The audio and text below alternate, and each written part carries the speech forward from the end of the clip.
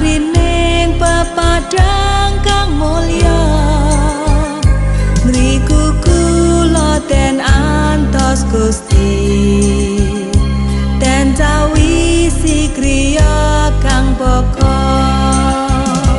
neng negeri. Oke, selamat siang Pak Pendeta Waluyo. Ya, siang. Beliau ini adalah pendeta GKJTU di Jemaat Wonorejo ya Pak ya. Ini salah satu jemaat yang paling tua di GKJTU dan beliau juga mengajar di Fakultas Teologi UKSW ya Pak. Ya. Ini universitas terbesar di Salatiga di Jawa Tengah. Ya, lumayan Pak. Oke, gimana kabarnya Pak? Baik, ya. Baik ya. Hari ini nih Pak, kita akan bahas masalah apa itu kiamat, begitu kan. Kalau kita bicara kiamat, tentunya seolah-olah kita bicara masalah akan mati aja gitu kan. Nah, seringkah atau pernahkah Bapak mengajar itu di UKSW Pak atau di Fakultas Teologi? Sebenarnya itu bukan bagian apa ya, bidang saya untuk membicarakan kiamat gitu? kan begitu. Tapi Bapak ajar apa di sana?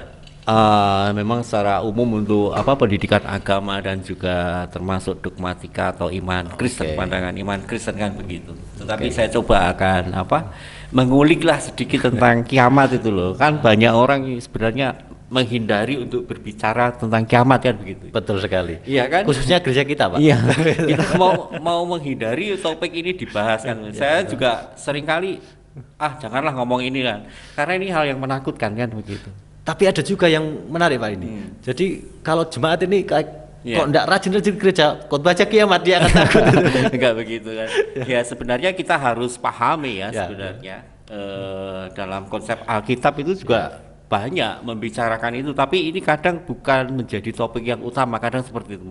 Tapi harus disadari ini juga sebagai sebuah pengajaran dogmatika Kristen itu sudah ada kan begitu.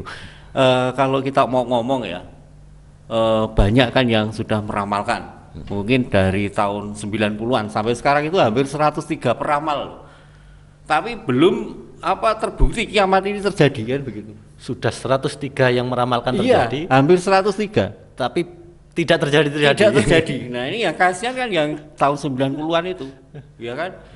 Mereka menanti-nantikan akhir zaman, tapi belum terbukti. Termasuk ada filmnya kan 2002 berapa itu 2000. Nah itu jadi topik kiamat ini sebenarnya menarik ya. Bukan hanya desain ilmu pengetahuan betul. Tetapi juga dalam dunia entertainment banyak film ini yang ada loh. Nah ini kan ibaratnya itu kalau kita perjalanan kisah itu pasti ada endingnya. Betul ya, linear gitu ya.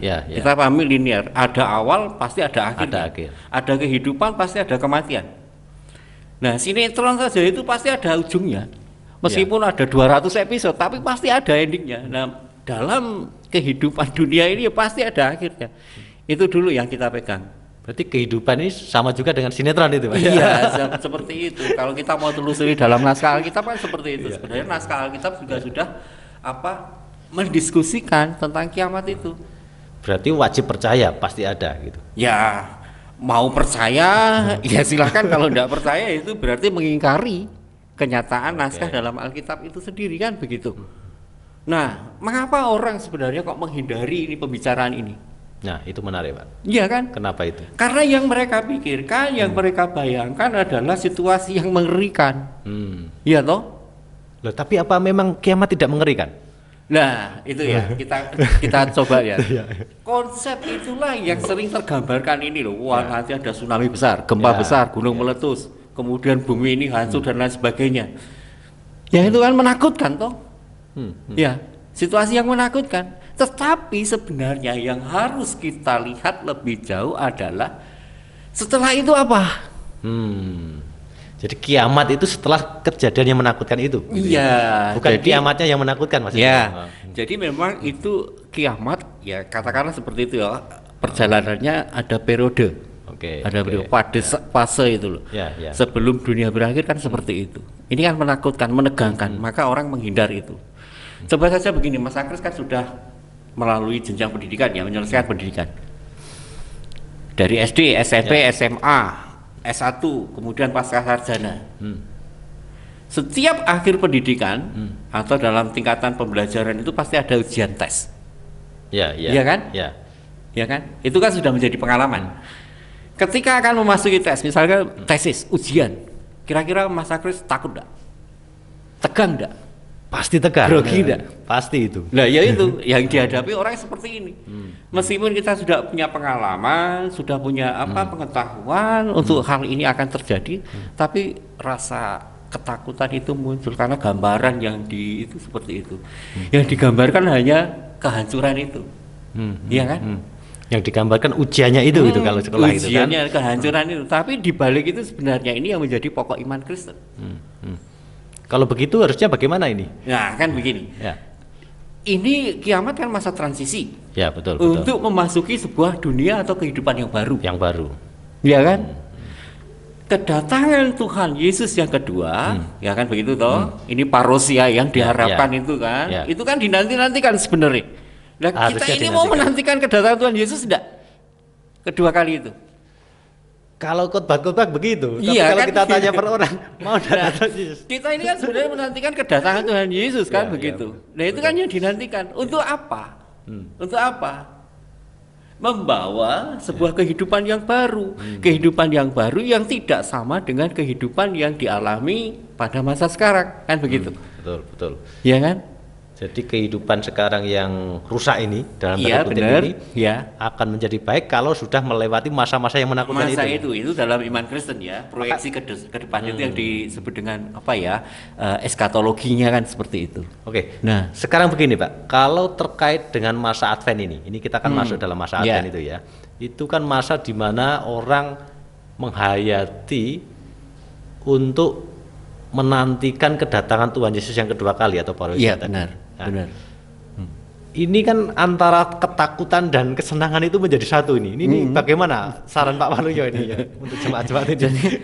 Itu campur aduk kayak campur sari begitu ya, Iya, atau iya. campur lotek kan begitu. Campur aduk antara ketakutan dan kebahagiaan, kepengharapan. Nah, inilah yang sebenarnya harus dihayati bersama.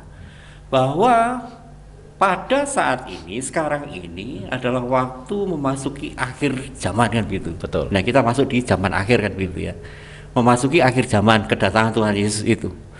Nah, disinilah sebenarnya yang diharapkan kita selalu bersiap-siap, berjaga-jaga. Itu yang harus dihayati dalam masa Advent. Harus dihayati seperti itu. Berjaga-jaganya bagaimana ini? Nah, berjaga-jaga kan misalnya di dalam Alkitab itu juga digambarkan ya, dijelaskan tentang zaman akhir itu seperti apa. Oh iya. Ya. Ada nabi-nabi palsu. Betul. Ngomong soal kebenaran tapi dia tahu itulah. Itu tahu seperti itu. Ada bencana alam, ada penindasan, kekerasan, peperangan terjadi di mana-mana. Ya. Nah, orang hanya disibukkan dengan itu, tetapi mengabaikan kesiapan kita untuk setia kepada Tuhan. Nah, itu yang sebenarnya penting. Kan kita tidak tahu kapan kiamat itu terjadi. Iya kan? Jadi intinya janganlah fokus melihat bencana itu, gitu Ya kan? jangan. Ya memang itu memang gejala yang harus diamati. Ada banyak orang menafsirkan begini, wah ini bencana, tsunami, banjir, bencana dan lain sebagainya itu sebagai tanda-tanda. Ya itu boleh. Nah itu memicu kita ya, menggerakkan kita untuk selalu setia dalam ketaatan iman. Begitu ya. Iya kan, saya juga tidak tahu tiba-tiba setelah ini kiamat terjadi ya tidak tahu. Padahal kita kan tenang-tenang ya. Oke, Pak Waluyo. Jadi begini, kalau saya boleh mendengarkan tadi, jadi sebuah kerusakan alam, kehancuran dunia ini baik ada tsunami, ada gempa bumi, macam-macam lah gitu ya. Itu memang digambarkan sebagai tanda-tanda akan terjadinya kiamat. Gitu ya. Kalau itu benar, gitu kan, berarti kejadian itu juga merupakan Tuhan yang membuat begitu.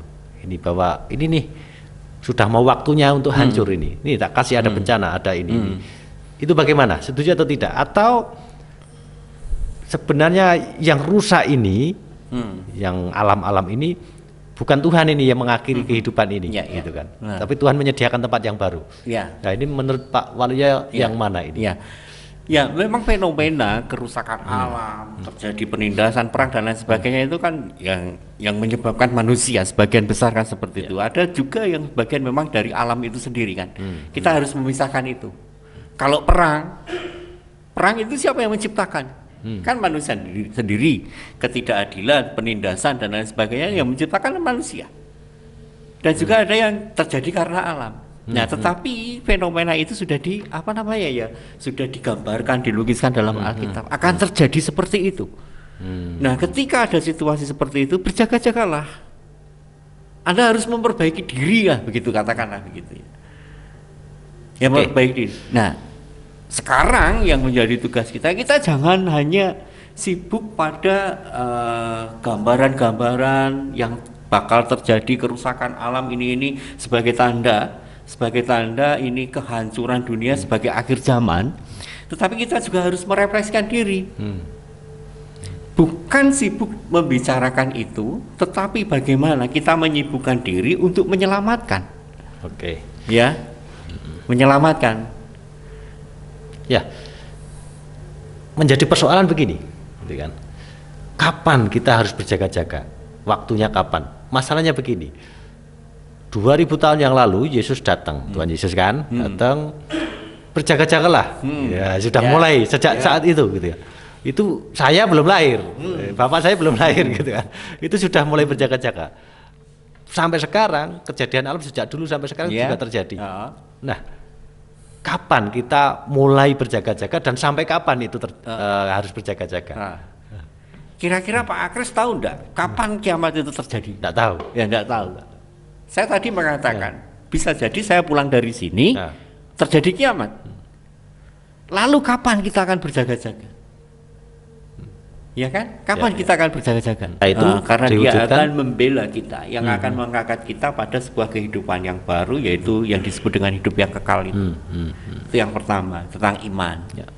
Kedua, kita jangan hanya fokus pada persoalan nanti apa yang terjadi bla bla bla bla dan lain sebagainya. Tetapi bagaimana kita mulai membenahi diri. Banyak loh orang yang saat ini tidak menyadari bahwa kehidupannya itu mempengaruhi kehidupan yang lain. Kerusakan lingkungan masih ada.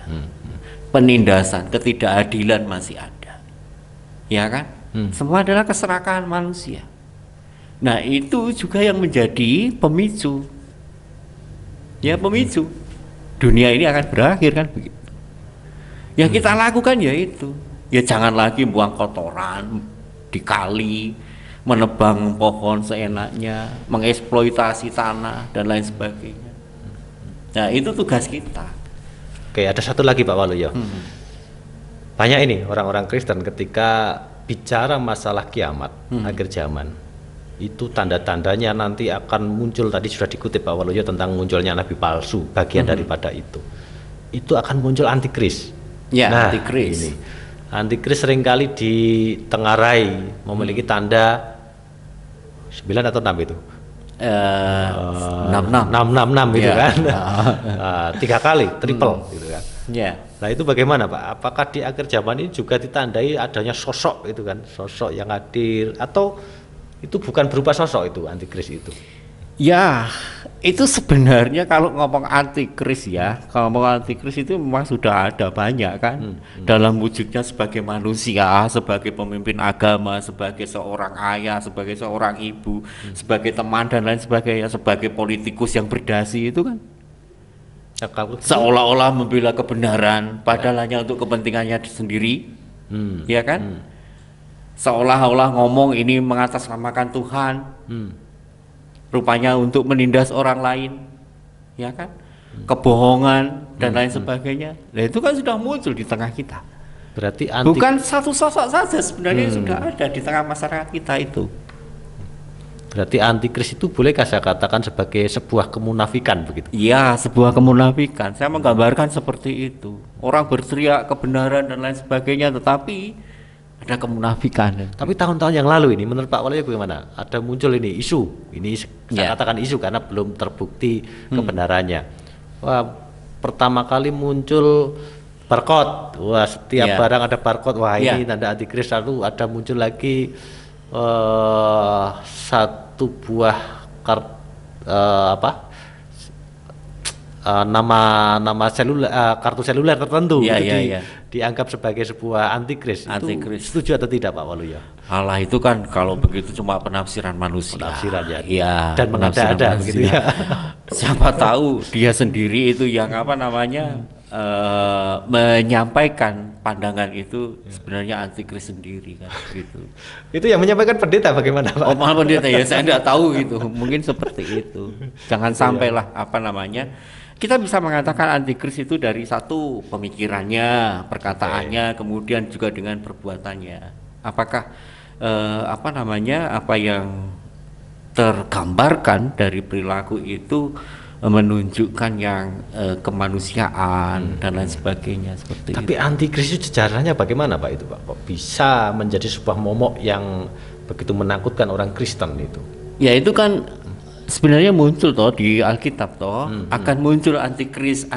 Nah kemudian mereka tafsirkan antikris itu seperti ini, nabi-nabi palsu dan lain sebagainya. Kalau nabi asli kan menyampaikan pesan Allah toh, menyampaikan pesan Tuhan kan begitu. Nah tapi kalau nabi palsu antikris, yang disebut antikris ini kan menyampaikan pesan pribadinya dengan menggunakan atau mengatasnamakan Tuhan. Terima kasih banyak Pak Pendeta Waluyo atas apa yang sudah dipaparkan.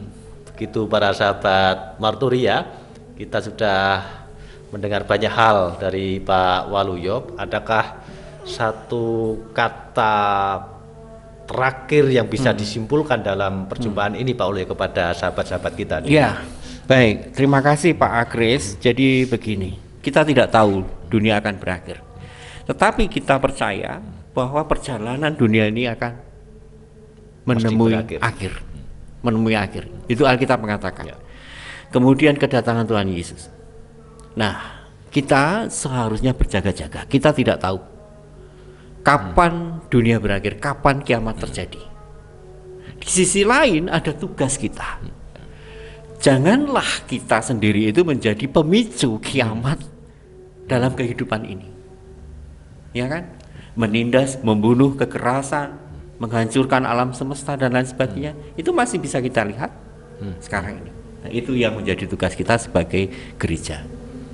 Selamat menantikan kedatangan Tuhan Yesus. Semoga kiamat ini menjadi bagian pengajaran kita yang membahagiakan, karena ada harapan di sana. Gitu. Baik, terima kasih banyak Pak Waluyo dan sahabat di rumah. Demikian pemaparan kita pada sesi ini, dan selamat untuk menghayati kembali di masa Advent ini kedatangan Tuhan yang kedua kali selalu kita nantikan dengan penuh kewaspadaan. Salam damai.